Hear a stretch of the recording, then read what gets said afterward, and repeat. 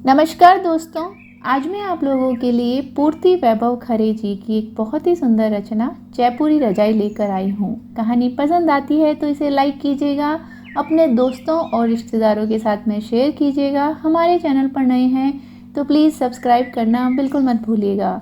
चलिए कहानी शुरू करते हैं। जयपुरी रजाई। मैं हफ्ते भर बाद अपने मायके जयपुर से लौटी थी।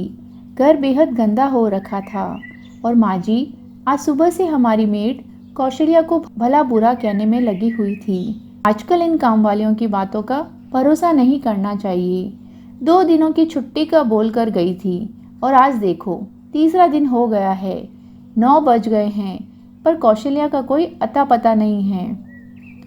माँ जी, सर्दी के दिन है, हो जाती है देर, आप परेशान न हो, वो आ जाएगी।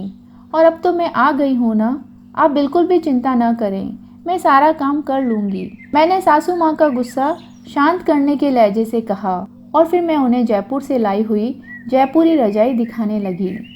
गरम रजाइयों को देखकर माँ जी का गुस्सा थोड़ा ठंडा हो गया।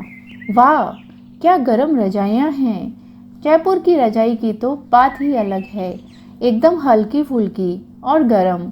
माँ जी ने रजाइयों पर हाथ फेरते हुए कहा। तभी पापा जी बोल पड़े, अब जब ये नई रजाइयाँ आ गई हैं तो क्यों न हम पुरानी रजाइयों में से एक आध रजाई कौशल्या को दे दें। पापा जी, आपने तो बिल्कुल मेरे मन की बात कह दी है, मैंने ससुर जी की बात का समर्थन करते हुए कहा। बिल्कुल नहीं, इन काम वालियों को ज़्यादा सिर पर चढ़ाने की ज़रूरत नहीं है। मेहमान आते जाते रहते हैं, कम से कम 3-4 अतिरिक्त रजाइयाँ तो घर में होनी ही चाहिए। किसी को कुछ नहीं देना है, ज़्यादा दया भाव भी ठीक नहीं है। हम पर आंखें तरेरते हुए माँ जी ने अपना निर्णय सुना दिया। तभी हरे रंग के फटे हाल शॉल के नीचे पीले रंग का पुराना सा हाफ स्वेटर पहने ठिठुरन भरी सर्दी की सूचना देती सी कौशल्या आ गई। कौशल्या ने काम शुरू करने से पहले एक छोटा सा डिब्बा अपने शॉल के भीतर से निकालकर माँ जी की तरफ बढ़ाते हुए प्रेम भाव से कहा, माँ जी, यह आपके लिए गुड़ तिल की गजक है। आप कह रही थी ना कि आपको ग्वालियर की गजक बहुत पसंद है, इसीलिए वहाँ से आते वक्त आपके लिए ले आई। यह दृश्य देखकर हमारे साथ माँ जी की आंखें भी सजल हो गई। उन्हें महसूस हुआ कि अभावग्रस्त व्यक्ति अपनी क्षमता से ज़्यादा प्रेम भाव रखता है। वह गजक का डिब्बा कौशल्या का प्रेम भाव ही तो था शायद।